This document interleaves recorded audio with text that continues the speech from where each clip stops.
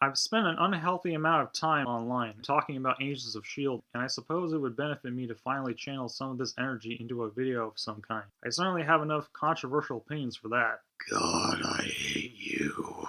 But this particular hot take is going to be focused on Season 4, namely the last batch of episodes titled Agents of Hydra, or as most people tend to call it, the Framework Arc, where the agents are in a simulation where their persistent nemesis Hydra has taken over the country through an alternative series of events. This storyline is considered by a lot of fans to be the peak of the show, but I gotta say, I've never been quite as enamored with it as much as most people. It's definitely not a bad story, and it's certainly more stable than a lot of what would follow both in the show and even in the wider MCU. However, there's just been some things that irked me about it, despite some good stuff. Recently, I've been thinking about one of them, and that would be how I feel they really missed out on fully utilizing Melinda May in this scenario. Now, to briefly recap, Agent May was captured by Holden Radcliffe and Ada, and replaced by an LMD tasked with retrieving the Darkhold. He placed her mind in a virtual program, the Framework, to keep her docile. He eventually realizes that the best way to manage this would be to alter an event in her past. In this case, the traumatic incident of Bahrain she's carried since the show began, revealed in Season 2 to have been forced to kill a mind-controlling child, who unbeknownst to her was an Inhuman. Radcliffe alters circumstances in the program so that May is able to save the girl, but eventually it is revealed that the child went on to get a lot of people killed, and this event was the catalyst for Hydra to take over with their crusade against the Inhumans. So the main thing that bothers me here is that we're presented with the premise of a May that didn't have to carry the burden of the Bahrain events. We could have seen how she would have continued her relationship with Andrew Garner and raised the kids she was looking forward to having. However, because of the extreme turn that results from saving Katja rather than killing her, we essentially replace one version of traumatized May with another very similar version. Pretty much May, Hydra's version.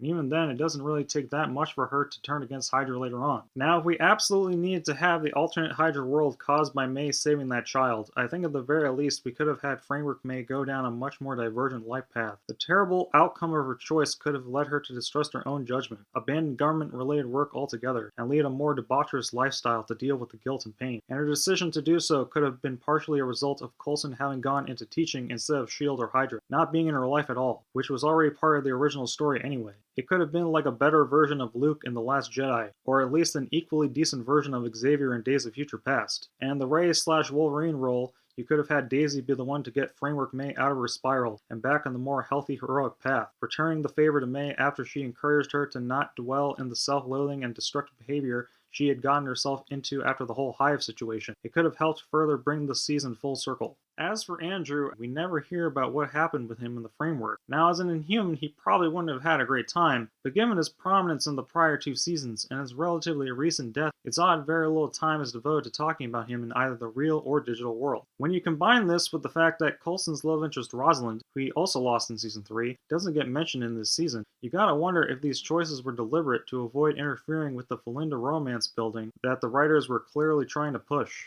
Beyond all of that, after May exits the Framework and her IRL memories are returned, there's very little suggestion in the rest of the show that seeing the doom that choosing to save that child would have caused has affected her perspective in any way. Now, admittedly, we can't really trust that the outcome depicted would have actually happened, given that May was not the only Framework participant whose past was purposely altered, and the evil book that allowed for the expansion of the Framework may have helped influence the Dark Timeline. But not having May gain any notable insight from this whole situation ends up making it feel like her and her altered Bahrain past were merely a plot device the writers used to get the alternate reality scenario they wanted. It also doesn't help that Season 5 doesn't do a whole lot to explore the long-term ramifications that having an entire alternate life of memories inserted into your brain would have with either her, Coulson, or Mac beyond a few token moments. The only character they seem to really bother to try and explore this with in any particular depth is Fitz, and even then they managed to drop the ball on that pretty badly in the long run.